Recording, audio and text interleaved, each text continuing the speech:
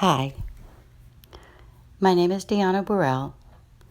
Welcome to this remote session of the weekly meditation circle that we run at the Anglican Church of St. Bart.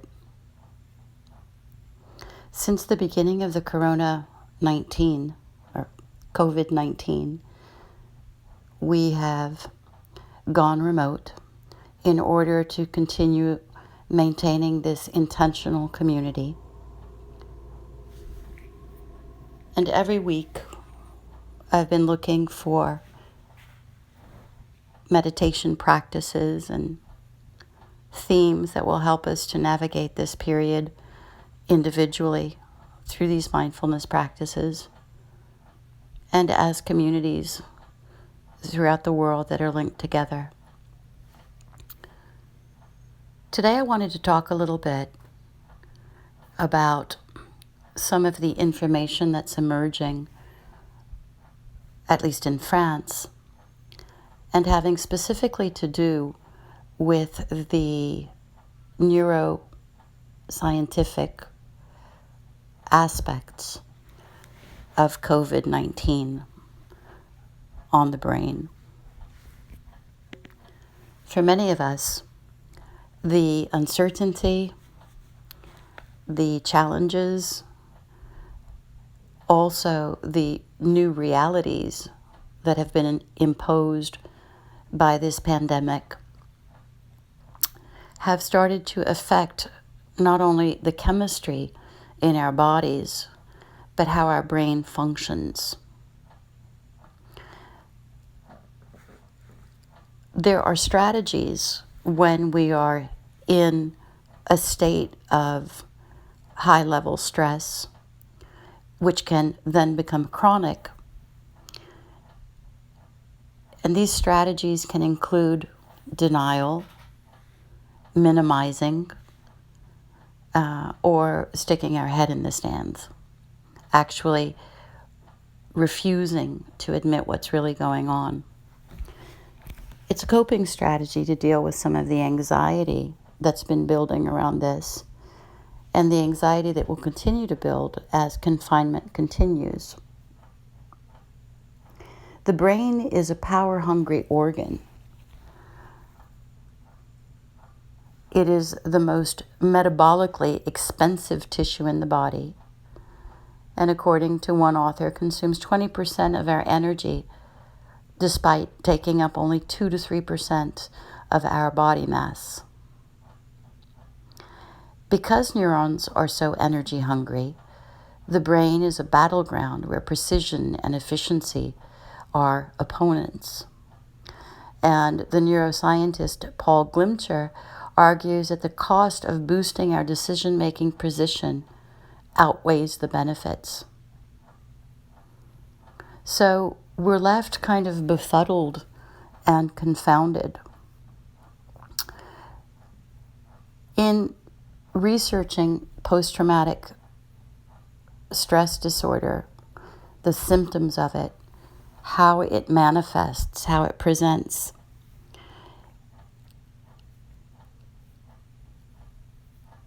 there are 3 different areas of the brain that have been described by 2 neuroscientists as a kind of ramshackle structure created over millions of years. We have the prefrontal cortex, known as the thinking center, the anterior cingulate cortex, known as the emotion regulation center, and the amygdala, known as the fear center. The prefrontal cortex, our thinking center, is the most modern part of our brain, and it's located near the top of the head, just behind the forehead. And it's primarily responsible for rational thought, problem solving, personality, planning, empathy, awareness of ourselves and others. When this area of the brain is strong, we are able to think clearly, make good and lucid decisions, be aware of ourselves and others. The emotion regulation center is located next to the prefrontal cortex, but it's deeper in the brain. And it's in this region that we are able to manage difficult thoughts and emotions without being totally overwhelmed by them. Finally, the amygdala, a tiny structure deep inside our brain, serves as the fear center. And it's one of the oldest, most ancient parts of this ramshackle structure developed over millions of years. And its primary job is to receive all incoming information and judge with all of the incoming sensory information, what we see, what we hear, what we touch, what we smell, what we taste. One question: is this a threat? And if it detects a threat, whether the threat is imagined or real, it produces fear. When this area is activated, we can feel afraid, we can feel reactive, and we can feel like we're on red alert all of the time. I call it the kind of white knuckle syndrome. When our brains are traumatized, they look different from non-traumatized brains. And they do this in 3 predictable ways. The most modern part of our brain, the thinking center, is underactivated. The emotion regulation center is also underactivated. And the fear center is overactivated. So when we start to exhibit symptoms or experience chronic stress, we'll feel fear and irritation that may lead also to sleeplessness, anxiety, insomnia, digestive problems, and all sorts of other things. What specialists who deal with post-traumatic stress disorder all stress is the importance of strategies like exercise, calm and easy breathing, and meditation to start reactivating these lucid parts of the brain. So this evening I'm going to invite you to work with me towards that end. And I'm going to ask you to find your meditative position, a nice seated position, whether you're on a chair or whether you're on the floor, and come into this peaceful abode. If you're in a chair, the feet are flat to the ground, parallel, hips width apart.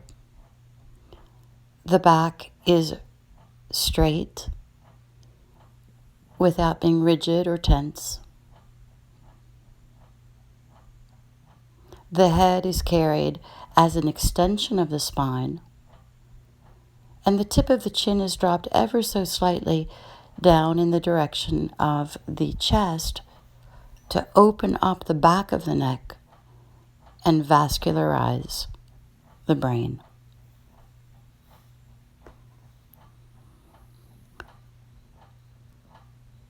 If you are feeling really stressed right now, you can keep your eyes mostly closed. If you're feeling dull and lethargic, you can open the eyes a little bit more, especially if you feel like you're nodding off into sleep. So this state of meditation that we are cultivating is neither an ordinary waking state, and it's not a sleeping state. Focus your attention on your breathing and begin to come towards that notion of regular, uninterrupted breath. If you find that you've been holding your breath, hold it some more. If you panic because you can't find your breath, stop breathing. Hold the breath. Hold the breath. Hold the breath some more, until your body reminds you to breathe again. And as you come back into that first breath, you follow it. Let the inhale beget the exhale. And as you let that exhale release, find that pattern, find that rhythm that is yours.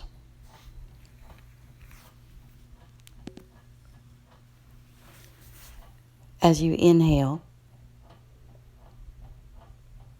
come back to the breath count. Count out the inhale that you take on your own. And then match the exhale to that inhale. Breathing in for 4. You breathe out for 4.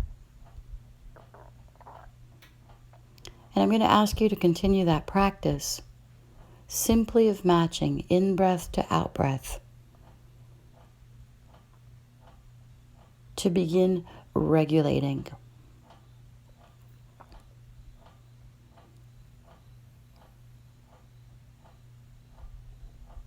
Soon enough, you'll find that if there are any spiky patterns in the breath, as you begin to focus your awareness on the breath, there's a sort of settling. And in this settling, you can begin to just relax.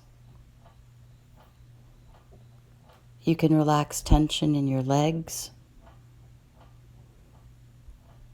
And if you notice that you're clenching the buttock muscles, you can relax. And in the same way that if you were lost with the breath or holding your breath, you can use this imbalance to actually recreate balance. So if you find that you're tense in the hips or the buttocks, go ahead and tighten them even more. Exaggerate that tension so that it becomes clear to you that it's there. And you hold as long as you can until that relaxing begins to occur, until you need to let go because those muscles become fatigued.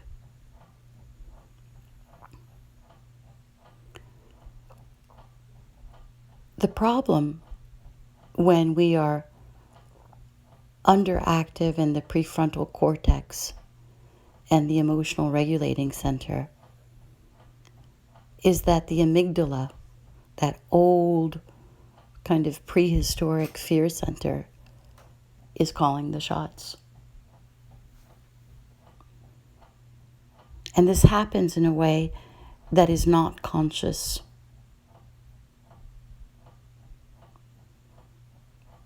This regular breathing in and out, as we begin to cultivate a smoothness, leads us to start relaxing the diaphragm, the belly, the shoulders, the face and the facial muscles.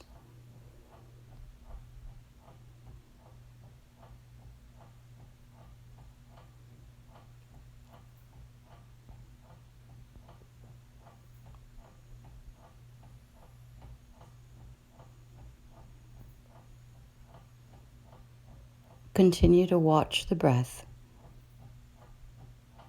to establish yourself in this calm, smooth, regular breath pattern.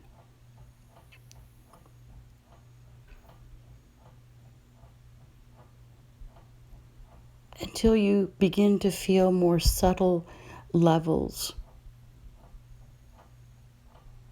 of relaxation.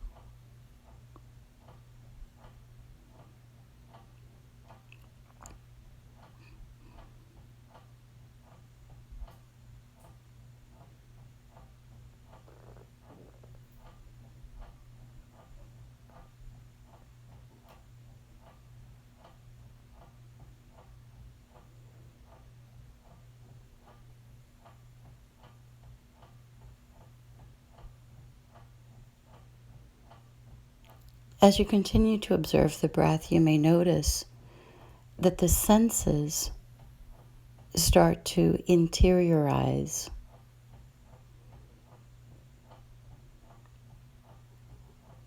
They don't feel so jumpy or tugged.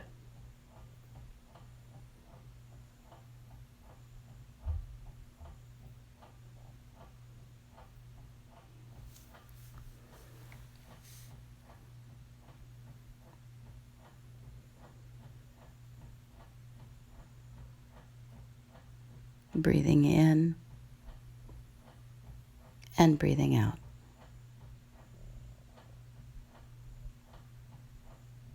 Breathing in and breathing out.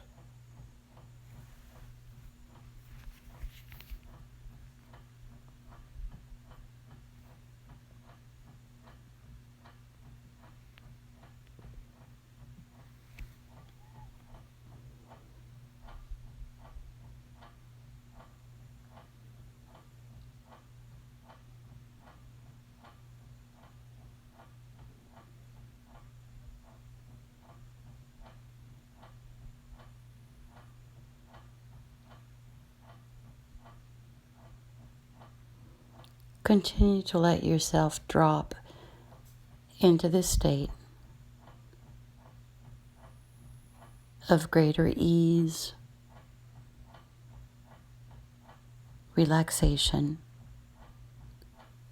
And the practice is really simply about following this breath rhythm that is smooth,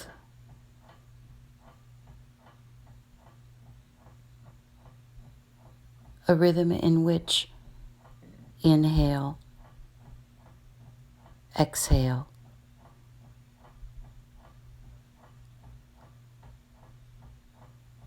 are paired, are equally valued, are equally practiced.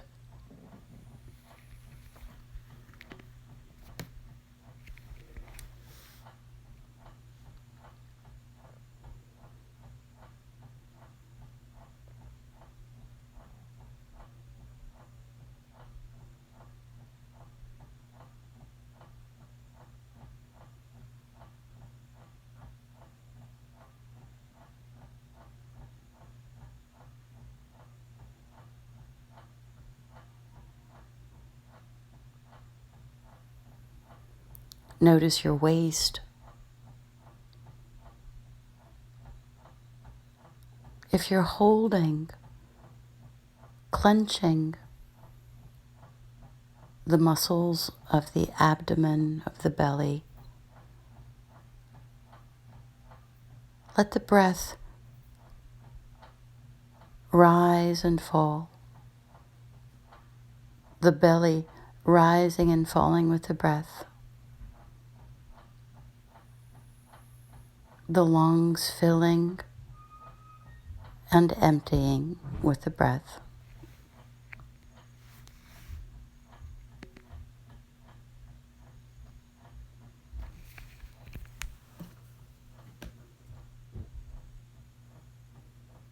Filling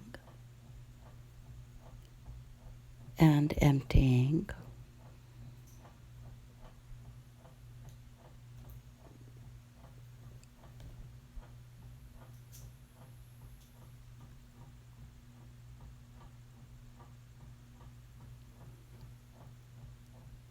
And as you continue that breath flow,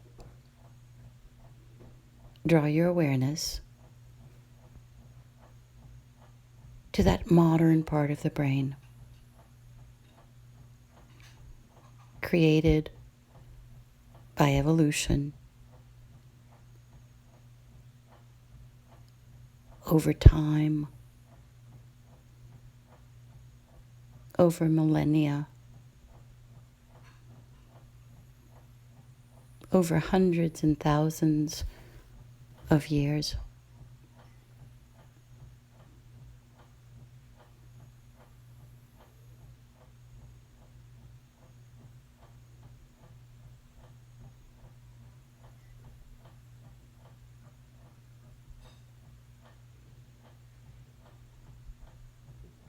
Begin to feel how the senses have grown quiet with the breath. And as you continue this smooth breath pattern, draw your awareness to that modern prefrontal cortex behind the forehead.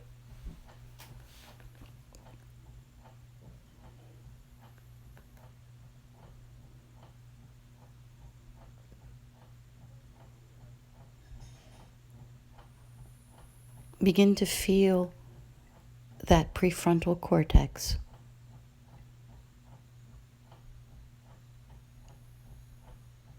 shining, alert, illuminated.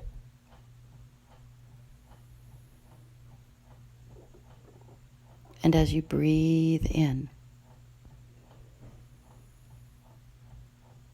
every breath you draw in causes that illumined part of the brain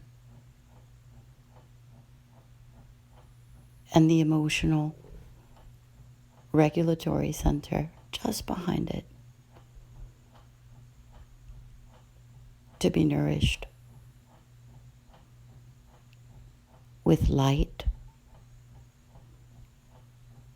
with awareness, and with breath.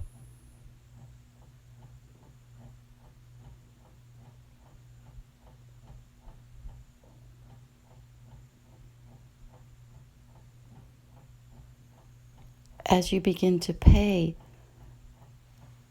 loving, kind attention to the brain and to these specific areas of the brain,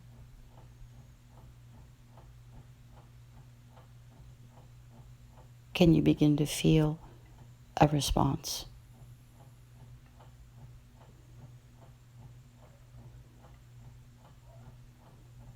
I'd like to give you an image.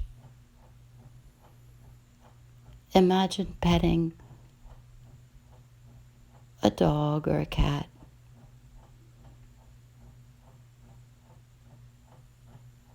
Caressing their head.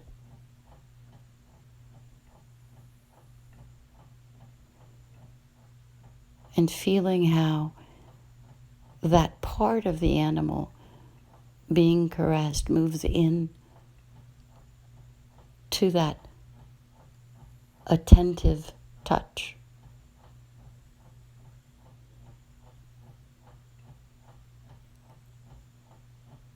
Your awareness is like that loving hand shedding light, providing tender, kind attention.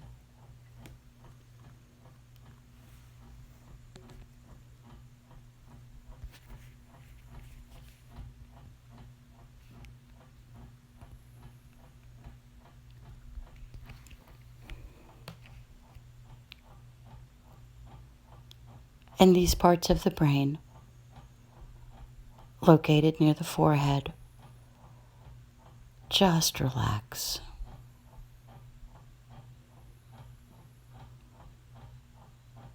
And you can feel the comfort,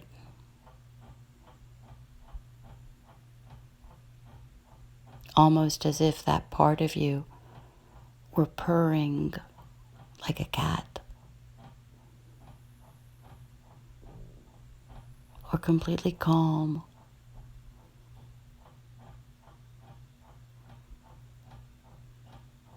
like a well-loved dog.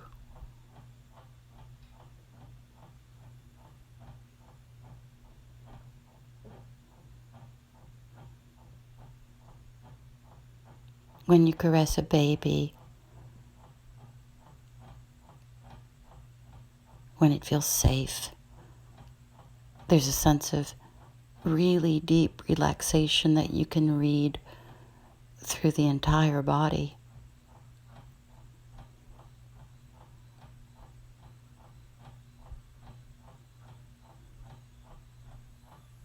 And feel that any impact from the COVID-19 pandemic just begins to loosen. And in this space, in this breath, in this regulated, smooth breath pattern, you can feel safe enough to let go.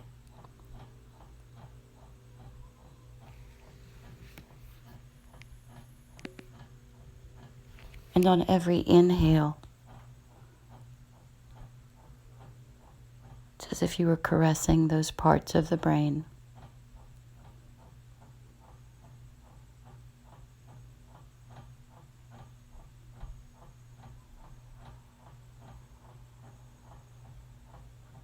It's as if they were nudging up to your touch, feeling that loving, kind awareness.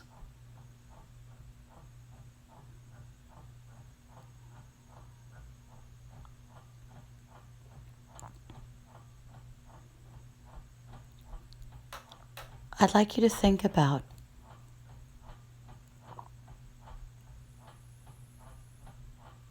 the things that you like to hear when you feel scared. Soothing, kind phrases.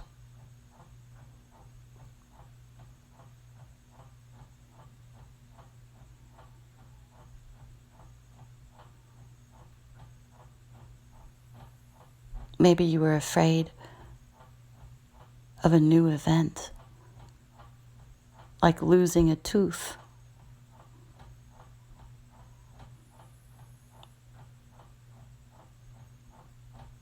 Jumping off a diving board, riding a bicycle,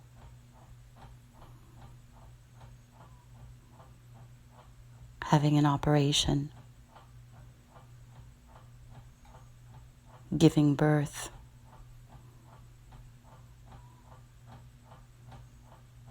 starting your first job,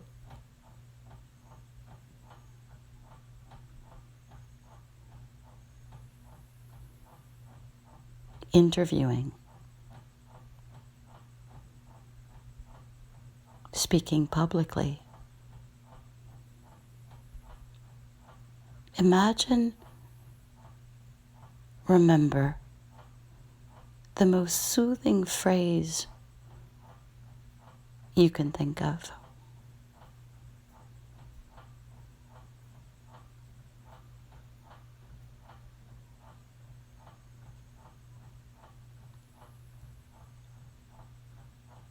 It doesn't minimize the experience or deny that it's happening. It's simply reminding you that staying here, staying lucid, staying aware, you have the internal resources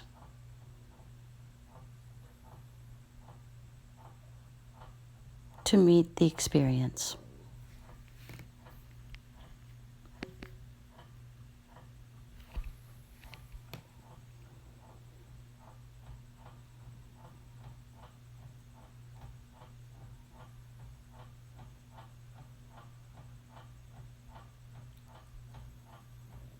This can be a simple phrase like, I am completely safe, or it's going to be okay.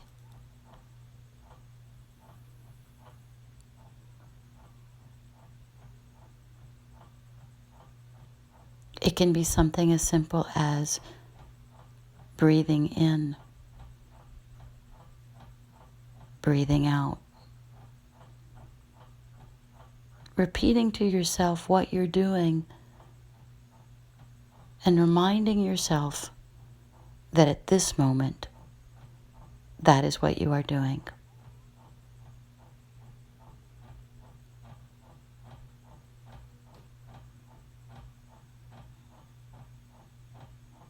Only this, breathing and watching the breath, and reactivating those powerful centers of lucidity and emotional intelligence in the body.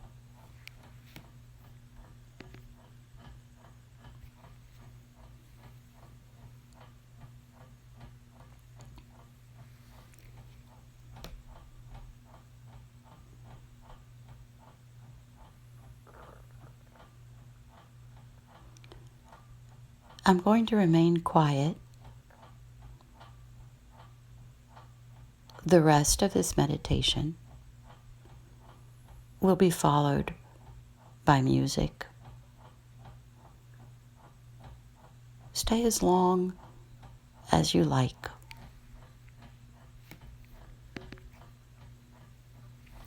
Enjoy this state of relative calm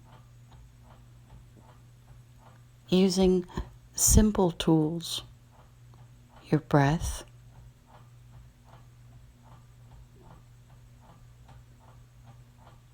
the placement of your awareness,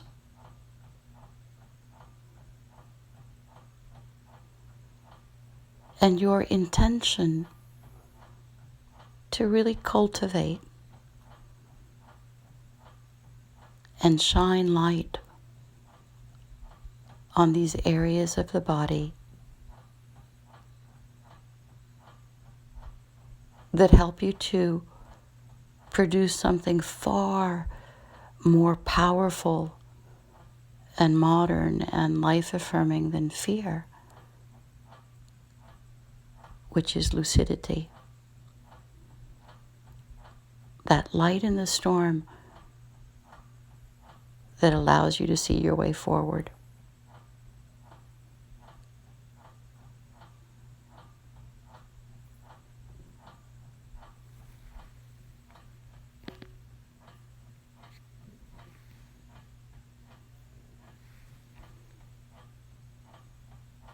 Thank you for spending this time with me. Continue your practice as long as you wish.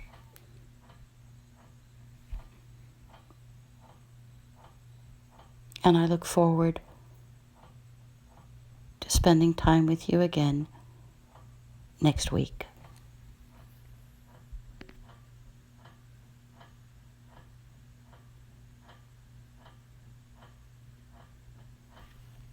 Have a good evening. Have a good rest of the day. Have a good week.